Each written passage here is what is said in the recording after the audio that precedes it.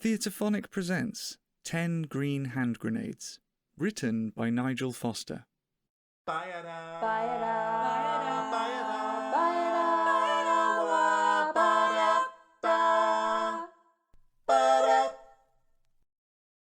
Ten green hand grenades hanging on the wall. 10 green hand grenades hanging on the wall. And if one green hand grenade should accidentally fall, there'll be no green hand grenades and no blooming wall.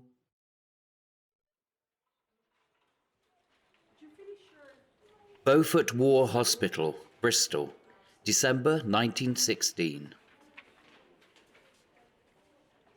Nurse! Oh no, that's just what we need. Here we go again. Hey, you go. Yes, sir? Go and see what Shell Shock wants. I'm really sorry, sir. Which bed is that? Shell Shock, bed 17, next to left foot gangrene. Yes, of course, sir. Right away.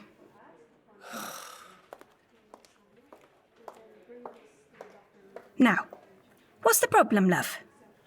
How is he? He's going to be all right, isn't he? Tell me he's going to be all right. I'm sorry, love. I don't know who you mean. What's his name and I'll find out for you. Tell me he'll be all right. Just tell me.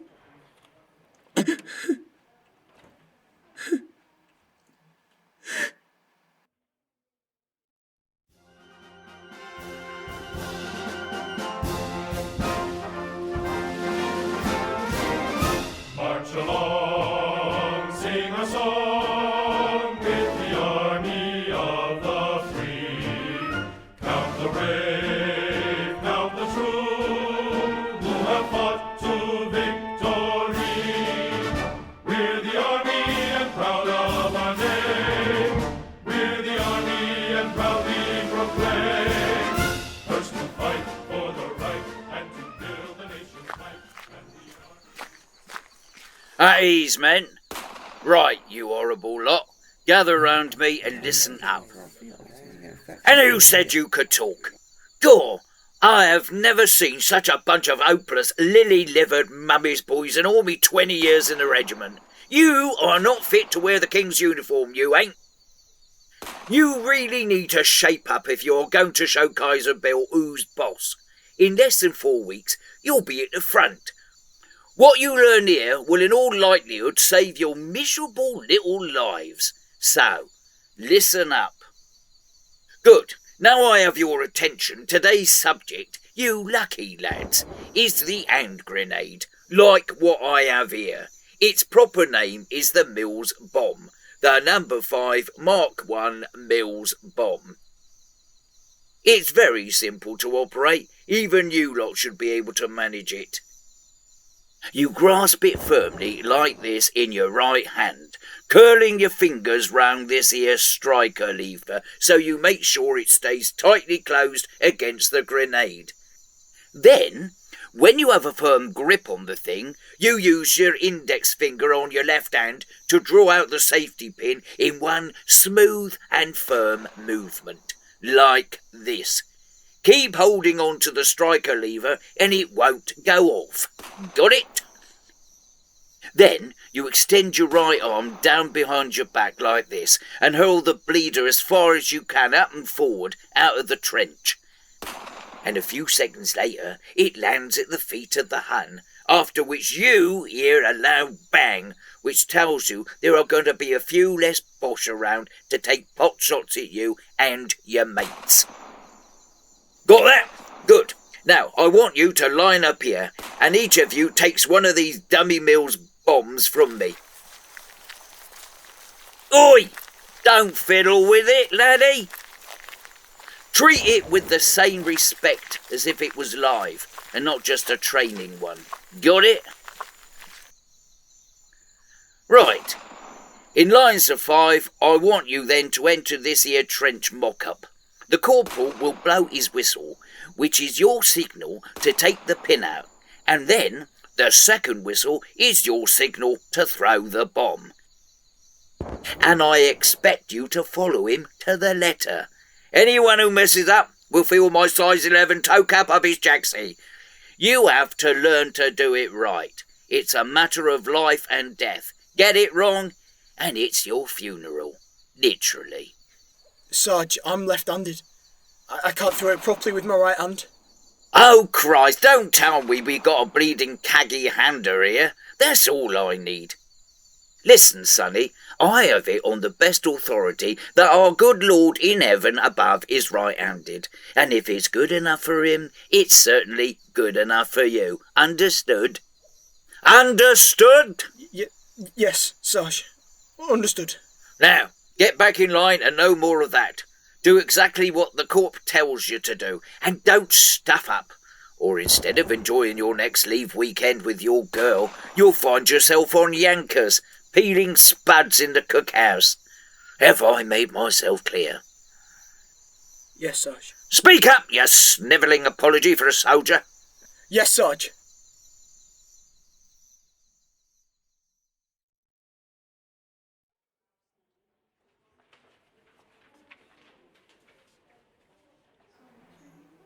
Tell me he's going to be all right.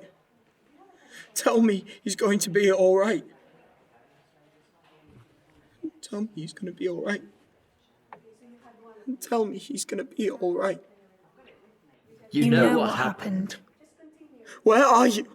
Why can't I see you? We're inside your head. No one else can see us neither. None of the nurses. None of the doctors.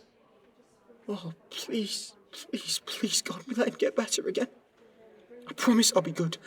I promise I'll go to church and pray every Sunday on my knees. Just make him all right.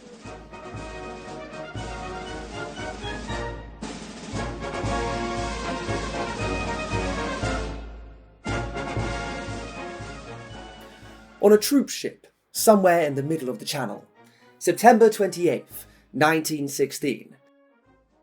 Dear Mumsy and Pater, thank you so much for coming to my passing out parade. I know that Sandhurst was an awfully long trip for you both, but I was terribly bucked that you came to support me. I was frightfully nervous I might do something wrong, but when one is marching perfectly in step with the fellows, there is a huge sense of belonging, of being part of a larger whole, the great British Army. And wasn't Chu Chin Chow a ripping show? So bucked we got to see it together. One final West End show before I head off for the war. I can't tell you the name of the ship I'm on, nor where I'm headed. I will of course write when I can, and give you the correct postal address so that your letters can reach me. I am so looking forward to hearing all the latest news from the village, and whether Arca Barker is missing me not taking him for his walkies. I promise I will do my utter best to make you proud of me.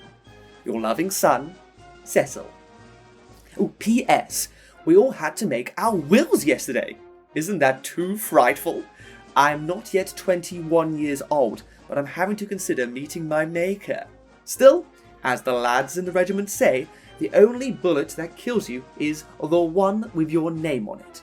To which some wag then always adds, the real trick is to spot which one it is so you can dodge it before it hits you. Priceless. Love, C.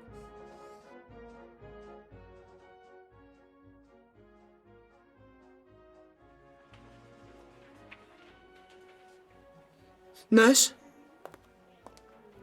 Nurse? Yes, what is it? How is he? He's going to be all right, isn't he? Tell me he's going to be all right. Look, I've told you. Until you give me name of this chap that you're so worried about, how can I hope to give you an answer? Listen, I want to help, but you need to give me something to go on, love. Tell me he will be all right. Just tell me. He died.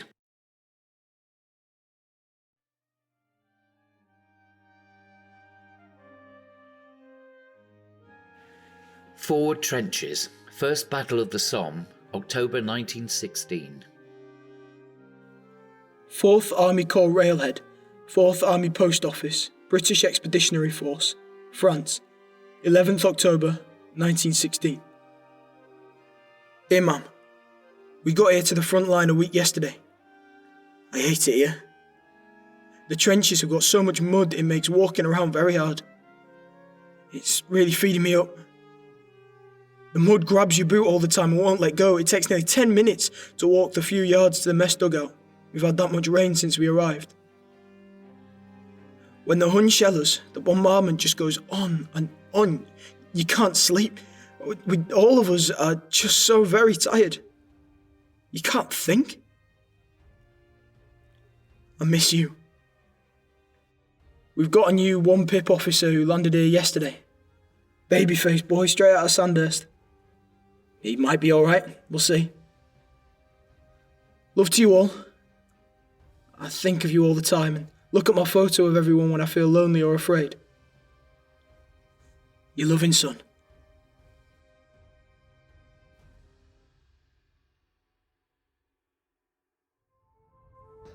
4th Army Corps Railhead, 4th Army Post Office, British Expeditionary Force, France, 18th of October 1916.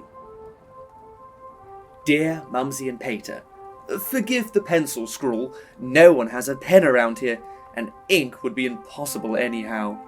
Do hope this letter finds you all in the pink. Sorry not to have written sooner, but after we disembarked we were stationed at a training camp well behind the lines, and we officers had our work cut out to take the men through the set training and orientation they need. Even includes telling them repeatedly not to take a quick deco over the top of the trench when they first arrive. You'd be surprised how many new arrivals have done just that. So curious to see for themselves this front line they've heard so much about, only to go and get pipped by a Hun 7.9mm bullet, dead centre of the helmet. Gone west within 6 minutes of arriving at the front. Poor things.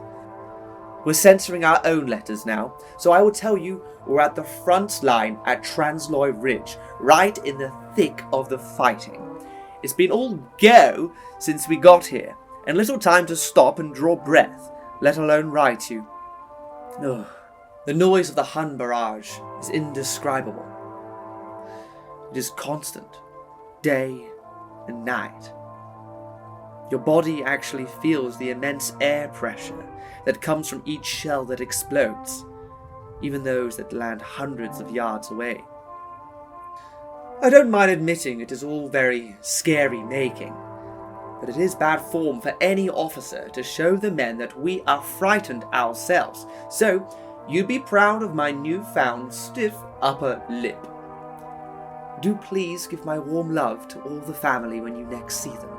Tell them I think about them all the time, not forgetting Arca Barker. Give him a special tummy tickle from me, won't you? I miss you, dearest Mumsy, more than words can express. Your loving Cecil.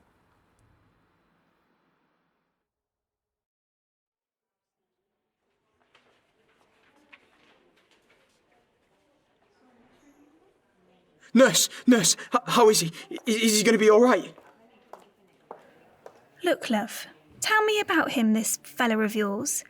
For once the ward is quiet tonight, so I do have a little time. Perhaps together we can get to the bottom of all this, eh? Tell her what happened. Yes, tell her what happened. No! Tell her. He died. You killed him. Tell her. It was the Battle of the Somme. And 2 months back, we were all sheltering in a forward trench because we were being heavily shelled. Our new officer, the second lieutenant, was there too, giving us out battle orders from Divisional HQ. As soon as the Hun barrage ceased, the corporal gave the command to line up along the trench and to take out hand grenades.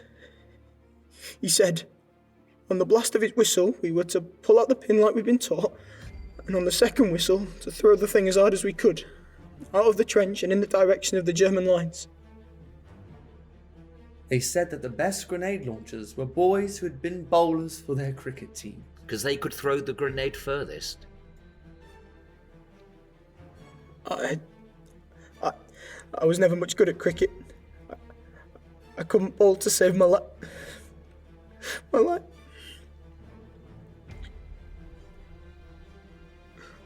Look, when you're holding a live bomb in your hand with a 5-second fuse, it is the scariest thing you can imagine. Your worst nightmare.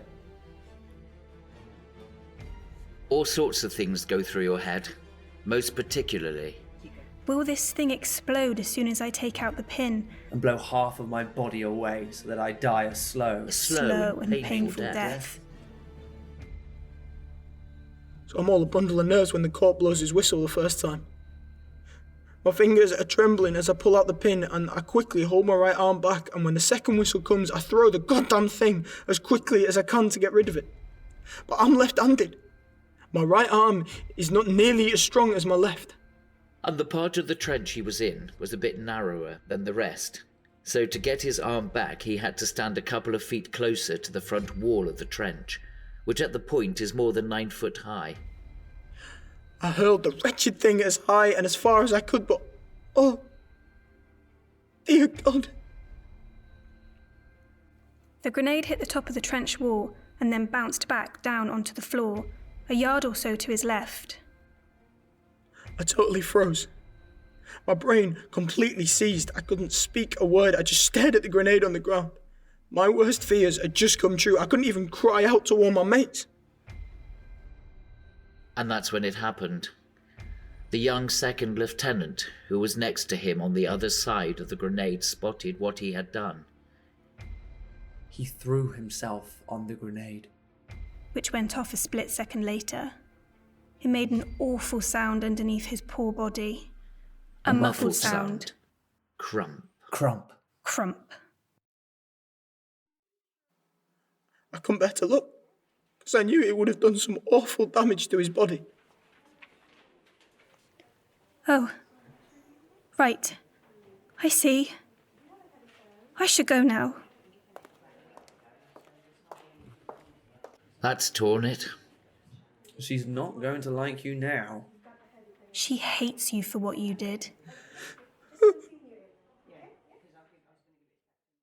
Bum, bum. If you are enjoying Theatrephonic, come join us in the green room by becoming a patron. Just £2 a month will get you ad-free episodes. £5 a month and you will also have blooper reels, after-show question and answer sessions, the occasional bonus episode and exclusive Theatrephonic merch. Our £10 top tier also gives you the opportunity to attend a live play recording, as well as a chance to name a character in an episode. Head along to theatrephonic.com/Patreon for more information. Bum, bum. Time passes. Time passes.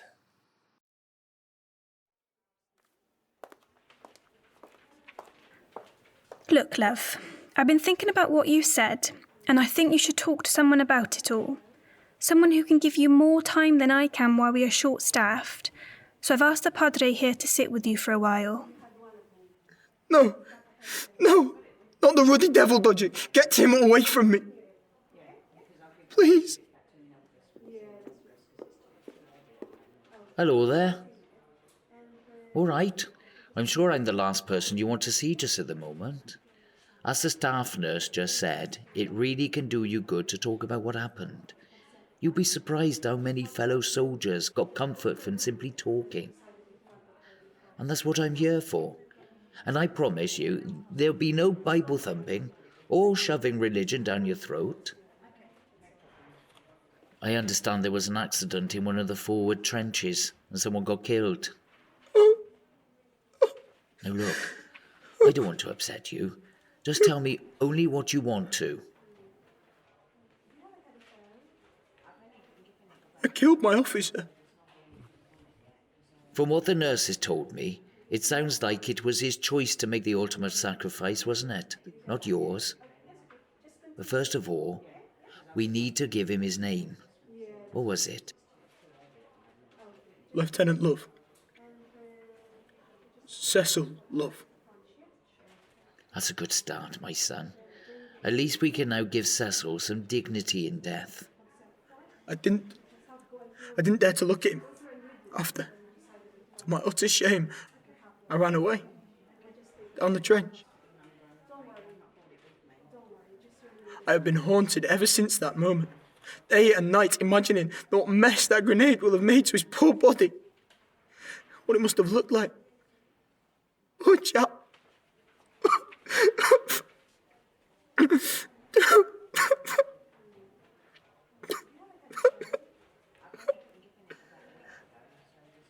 I had seen plenty of dead bodies before, all around the trenches, right from the very first moment we got off that train and marched up to the lines, but this was my fault. Do you know how many young men have already died in this awful war? No. Well, you won't read it in any of the newspapers back home, but they estimate now that well over 1 million soldiers have already laid down their lives, just so we can hold Kaiser Bill's crazy intention of dominating his neighbours. Then tell me this. Why, when you lot say that God is a kind God, all-loving, why does he allow a madman like the Kaiser try and bully other countries by sending thousands and thousands of his military forces? And ruin the lives of so many innocent people, the children, the families, the mothers, none of who have done anything wrong, and now have this awful war brought down on their heads, and their homes utterly destroyed.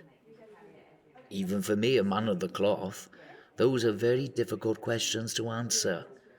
But this I do know. We'll all be very different people by the time this is all over. To be perfectly honest, at this moment, I can't see how we will ever recover from the damage done to life across all the countries involved in this ghastly war, and also from the physical damage done to the beautiful French and Belgian towns and villages. Many of them are now totally unrecognisable. But think on this. So many young men have died forgotten since the war began in 1914. But young Lieutenant Love now, always remember, he chose to throw himself on your hand grenade in order to save the rest of your platoon. I believe the best way that you can make something good out of his tragic death is to do your level best, to make sure his choice, to sacrifice himself so his comrades might live, is not forgotten. That is the best tribute to him that you can make. And if you find it helps, then that will be the perfect way for you to atone for your accident. How? What should I do to keep his name alive? I haven't even got enough money to pay for a wooden bench in the park, let alone a marble tablet in the church. Well, there are plenty of other ways. Those I work with who don't have the means to donate money simply donate their time instead. What? Like giving talks, do you mean? Well, that would be a really good starting point. Like going to schools and talking to them about Cecil and what he did? Yes, and not just schools, to church groups and village societies. And I could write something about him too. I never went to college, but at the village school the teachers did say I had something of a skill with the written word. All excellent ideas, my son.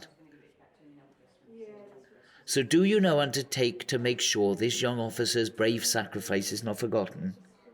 In one of these ways? Yes. Yes, I do. I promise you that I will find some way of keeping Cecil's name alive and celebrate his brave action, long after I am completely forgotten. Thanks, Padre. Thanks for, Look after yourself, my son. You've taken on a huge burden which would defeat many a lesser man. The burden of knowing that you owe your whole future life to someone else. Someone who was pretty much a total stranger, who gave his life for yours. Goodbye. May God go with you and give you strength.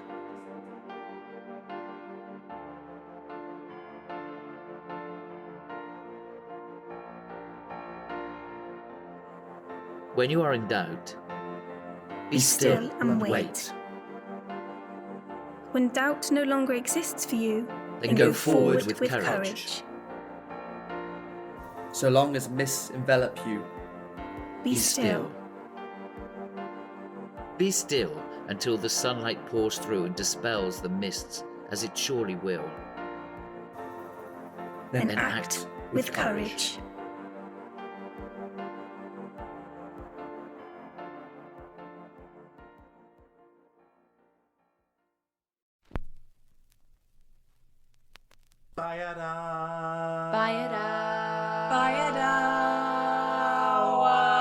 You have been listening to 10 Green Hand Grenades. Written by Nigel Foster. Directed by Emmeline Braefield. With Tom Eastwood as the private, Anthony Young as the sergeant, the Padre, and chorus, Matt Salmon as Cecil Love, the orderly and chorus, and Shannon Presley as the nurse and chorus. The epilogue is a quote from Ponca Chief, Chief White Eagle. Produced by Cat on a Piano Productions. For a full list of the music in this production, please see the show notes. The Theatrephonic theme tune was composed by Jackson Pentland. Performed by Jackson Pentland, Mollie Fyfe-Taylor, and Emmeline Braefield. For more information about the Theatrephonic podcast, go to catonapiano.uk/Theatrephonic. Tweet or Instagram us at Theatrephonic, or visit our Facebook page. If you enjoy Theatrephonic and would like to get more content, please consider becoming a patron by going to patreon.com/Theatrephonic. Please don't forget to rate and review.